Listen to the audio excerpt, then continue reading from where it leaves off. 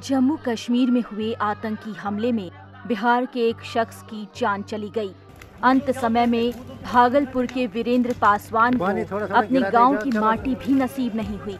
श्रीनगर प्रशासन ने dead body को एयरलिफ्ट कर बिहार भेजने की सुविधा दी थी, लेकिन बिहार के प्रशासनिक महकमे की दिलचस्पी न होने के चलते वीरेंद्र पासवान का श्रीनगर में ही अंतिम संस्कार कर दिया गया। ये भी सच है कि इस मामले में वीरेंद्र पासवान के परिवार के किसी भी शख्स ने बिहार सरकार से संपर्क नहीं किया था, मगर ये भी हकीकत है कि बिहार के सरकारी अमले ने भी किसी तरह की कोई पहल नहीं की।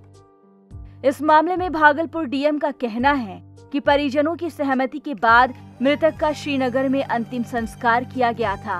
वहीं वीरेंद्र पासवान की पत्नी ने भागलपुर डीएम पर भी झूठ बोलने का आरोप लगाया है। उनका कहना है कि वो अपने पति के पार्थिव शरीर के अंतिम दर्शन करना चाहती थी, लेकिन किसी ने मदद नहीं की। वैसे जो इस मौत पर सियासत करने वाले हैं, वो अपनी जमीन जरूर मजबूत करने में लगे हैं। जम्मू कश्मीर के पूर्व मुख्यमंत्री उमर अब्दुल्ला ने ट्वीट कर कहा है, कितनी शर्म की बात है कि जम्मू कश्मीर सरकार में किसी ने भी वीरेंद्र पासवान के परिवार को उनके पार्थिव शरीर के साथ बिहार वापस लाने में मदद नहीं की। जम्मू कश्मीर ने सांसदों और मंत्रियों के आवभगत पर लाखों रुपए खर्च किए होंगे, लेकिन इसके लिए कोई पैसा नहीं मिला। वहीं श्रीनगर के मेयर जुनैद अजीम मट्टू ने वीरेंद्र पासवान की मौत पर दुख जताया और कहा कि पीड़ित परिवार से मिलने वो खुद भागलपुर आएंगे। उन्होंने ट्वीट कर कहा कि श्रीनगर के लाल बाजार में आतंकवादियों द्वारा बेरहमी से मारे गए एक गरीब स्ट्रीट वेंडर वीरेंद्र पासवान के परिवार से मिलने के लिए वो खुद व्यक्तिगत रूप से बिहार के भागलपुर जाएंगे। उनका परिवार हमारी हर अंतिम सहानुभूति, नैतिक समर्थन और स्नेह का हकदार है। हम उनके दुखद निधन पर शोक व्यक्त करते हैं। इस मामले पर अब सियासत भी शुरू हो गई है।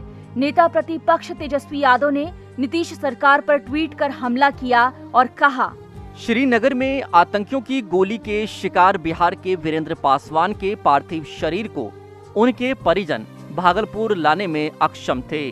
प्रशासन ने वहीं अंतिम संस्कार कर दिया। डबल इंजन सरकार ने उनका शव बिहार लाने में कोई मदद नहीं कर अपनी हैसियत, संवेदनहीनता और अमानवता का परिचय दिया। शर्मनाक। दूसरी तरफ कांग्रेस विधायक दल के नेता अजीत शर्मा ने भी गुरुवार को पीड़ित परिवार से मुलाकात की और उन्हें मदद दिलाने का भरोसा जताया। देखिए, जो सिस्टम है सरकार का, पहली बात की आतंकवादी से मारा गया है, ये तो वहाँ के पहले उनके सब को भेजना चाहिए था परिवार के बीच। क्योंकि पत्नी है, बच्चे हैं, वह नहीं भेजा गया, यह तो बिल्कुल गलत है। ये सरकार का नाकामी है, चाहे वो बिहार सरकार हो, केंद्र सरकार हो। कोई भी किसी का परिवार का आदमी कहीं रहता है और उसकी मौत होती है तो कम से कम उसके परिवार को भेजिए। और माननीय प्रधानमंत्री जी कहते हैं कि आतंकवाद खत्म हो गया। एक नमूना है कि ये वीरेंद्र पासवान जी का जो आतंकवादी से देहांत होता है, ये बहुत ही दुखद है।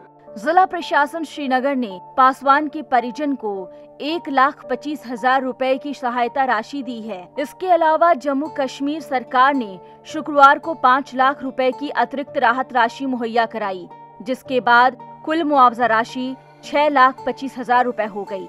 वहीं बिहार के मुख्यमंत्री नीतीश कुमार ने वीरेंद्र पासवान की मौत पर दुख जताते हुए वीरेंद्र पासवान के आश्रितों को मुख्यमंत्री राहत कोष से 2 लाख रुपए देने की घोषणा की है। 2-2.5 साल से पहले कलकत्ता में रहे, फिर वहाँ से वहाँ गए कश्मीर। अभी हाल में आवे वाला छले। हाँ, दशहरा में दिए। टिकट बनी गेलो है? टिकट बोलल बनी गेलो 10 तारीख। अभी की छे वहाँ तो अभी तक कोई सत्ता कोई मिले ले लो आज तक? नहीं कोई नहीं